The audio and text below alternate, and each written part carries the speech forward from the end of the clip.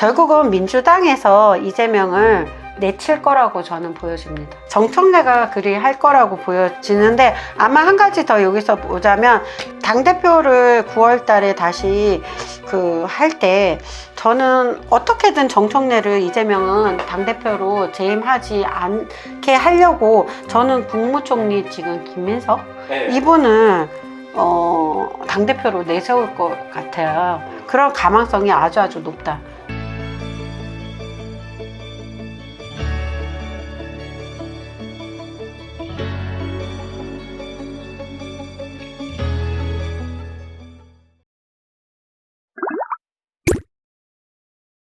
안녕하세요. 초심으로 기도하는 제자 백두신당입니다. 네, 오늘 날짜 양력 9월 27일 네. 수요일입니다. 네. 오늘은 이재명 대통령과 정청래 대표 앞으로의 운명에 대해서 이야기해 볼게요. 이 두 분이 대립이 없지 않아 있는 것 같습니다. 좀 서로를 좀 어떻게 생각하는지, 서로의 소망 좀 궁금해서 한번 여쭤보고 싶거든요. 이 두 분은 어찌 보면 둘 다 카멜레온 같은 분이시죠. 어떤 상황에서 카멜레온이 그렇잖아요.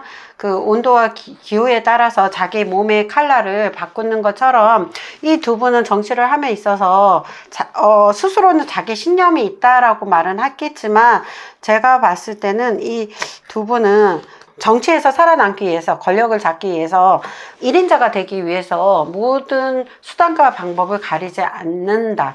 그렇기 때문에 이 둘은 적과의 동침을 할 정도로 서로가 필요하다고 하면, 둘이 서로 속으로는 다른 생각과 동상이몽을 갖고 있지만은, 그럼에도 불구하고 둘이 한 팀, 원팀이 될 수 있는 충분한 그런 어찌 보면 약간의 이중인격을 가지고 있다라고 저는 보여져요. 이런 사람들은 사실 보통 사람의 생각이나 이런 행동을 하지 못해. 조금 흔치 않은 경우라고 보여지는데, 그러니까 자기 야망을 위해서 모든 수단과 방법을 가리지 않는다는 거에서는 동의를 하죠. 그렇기 때문에 이 두 분은 물과 기름처럼 같지만 다른 형태를 띠고 있기 때문에 절대 원팀으로 갈 수 없어요. 아마 이재명 이분은 정청래 대표가 당대표가 됐을 때도 상당히 뒤에서 당대표가 되지 못하게 밑작업을 했을 거라고 보여지는데, 그렇지만 정청래 대표는 만만치 않은 사람이에요. 어찌 보면 이재명보다 정청래 이 두 분을 딱 놓고 봤을 때, 인물과 인물, 파도의 높낮이로 봤을 때는 어쩌면 정청래 대표가 저는 우위에 있다라고 보여주는 거죠. 사람을 다루는 힘, 결속시키는 힘, 이런 부분이 좀 더 강압적으로 리더의 기질을 가지고 있지 않나 싶은 거죠. 그래서 그 부분은, 그러니까 이재명 이분의 입장에서 보면 정청래는 참 다루기 힘든 부하 직원이라고 보여지는데, 그게 지금은 정청래 대표가 아주 낮은 자세로 이재명을 보좌하고 있고, 같은 팀으로 같이 움직이고 있고, 이 사람의 행동 대장으로 역할을 하고 있지만, 저는 그 계기가 분수령이 육상 지방선거를 분수령으로 해서, 저는 민주당에서 친명과 친청의 전쟁이 본격적으로 드러나 보이면서 결국은 정청래가 이재명에 대적할 정도로 돌아선다는 거죠. 그래서 지금 현재 이재명의 사법 리스크가 있잖아요. 그 사법 리스크를 제거를 하려고 지금 셀프 사면 하는 식으로 지금 우리가 공소 취소 특검법을 만들고 있잖아요. 이거에 대해서 민주당이 지금 찬성표를 하고 있고, 지금 아직 6.3 지방선거 때문에 중단은 된 걸로 보이는데, 이게 분명히 민주당에서 다시 제기를 할 거란 말이죠.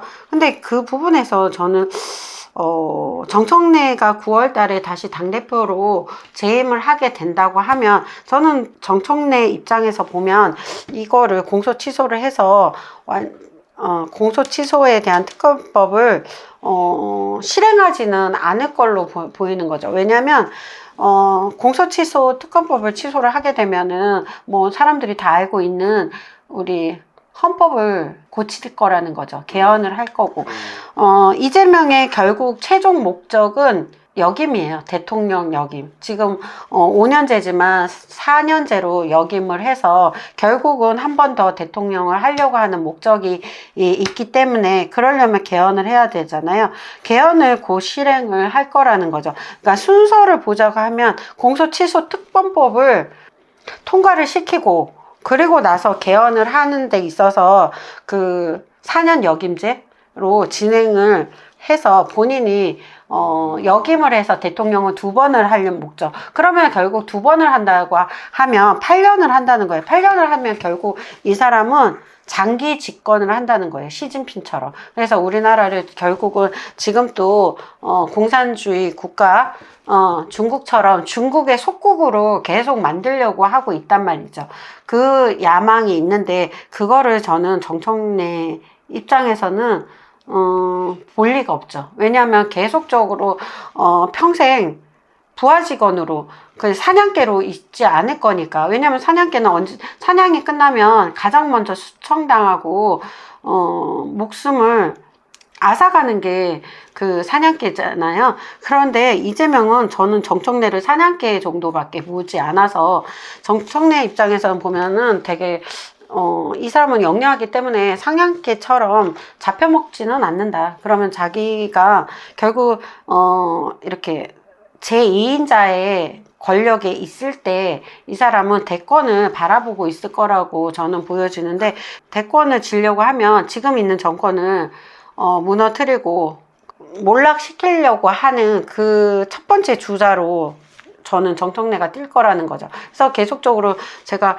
이재명 정권은 가장 최측근의 내부의 동지에서 어쩌면 그게 무너진다라고 보여졌던 게 정청래를 두고 한 말이었거든요.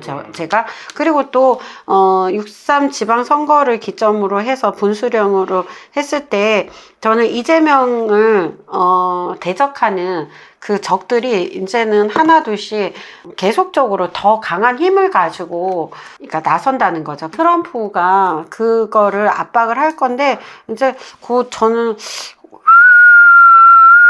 늦어도 한 9월쯤이나 10월쯤에 그 주한 대사관? 네. 그분이 9월쯤에 오지 않을까요? 미셸 박? 네. 이분이 글쎄 빠르면 7, 8월 늦으면 9월쯤에 임명돼서 우리 한국으로 오지 않을까, 본격적으로 올 거라고 저는 보여지는데요. 그때 만약에 그렇게 트럼프의 측근 그 미셸 박이라는 이분이 주한 대사관 이분이 우리나라에 딱 오신다고 하면 모든 게 또 변화될 거라고 보여지는 거죠. 경제, 정치, 뭐 안보는 말할 것도 없고요. 거기에 문화까지도 바뀌지 않을까라고 생각이 듭니다. 그러면 거기에 이재명 정권은 그 압력으로 대외적으로, 대내적으로 이게 양쪽에서 동시다발적으로 딱 압박을 하면 이재명 정권은 몰락할 수밖에 없어요. 그러면서 저는 이재명의 그 리스크, 결국은 이재명의 그 4번 리스크, 그 공소 취소 특검법을 폐지를 하려고 했던 게 다시 역으로 부메랑이 돼서 자기 심장을 꽂는 것처럼 다시 재판이 제기될 수 있고 그 재판으로 인해서 내려올 수 있다는 거예요, 최종적으로. 그래서 저는 이재명 정권도 모든 사람들이 염원하고 갈구하는 것처럼 저는 올해 하반기를 넘어가지 못한다. 그래서 그게 저는 길어야 9월, 10월, 뭐 11월 이쯤으로 하반기로 보고 있는데요. 이재명 정권은 저는 몰락하고 꺾이는 걸로 보여져요. 어떤 분들은 뭐 5년까지 간다고 하지만 저는 절대 5년 갈 수 없다고 보여집니다. 그게 마지막 병원년 11월까지는 모든 게 끝날 거라고 저는 확신하는데요. 뭐 그때까지 가보시면 될 것 같습니다. 네, 그래서 결국은 민주당에서 이재명을 내칠 거라고 저는 보여집니다. 네. 좀 생각지도 못한 좀. 네, 네. 정청래가 그리 할 거라고 보여지는데 아마 한 가지 더 여기서 보자면 당대표를 9월 달에 다시 그 할 때 저는 어떻게든 정청래를 이재명은 당대표로 재임하지 않게 하려고 저는 국무총리 지금 김민석 네. 이분을 당대표로 내세울 것 같아요. 그런 가망성이 아주 높다. 그러나 정청래는 만만치 않아서 이미 그 당에서 이 사람의 세력이 이미 커져 가고 있는 게 저는 보이거든요. 그렇기 때문에 그 변화가 6.3 지방선거를 기점으로 분수령이 돼서 하반기에는 이재명 정권이 저는 몰락한다라고 보여집니다. 네. 알겠습니다. 네. 오늘도 여기서 좀 마무리를 좀 해볼게요. 네, 오늘도 저희 백두신당 채널을 시청해주신 구독자 여러분 너무 감사드리고요. 항상 건강하시고, 늘 제가 희망적인 얘기를 하는데요. 조금만 더 견디면 좋은 일이 있을 거라고 저는 보여집니다. 늘 행복하시고 건강하십시오. 감사합니다.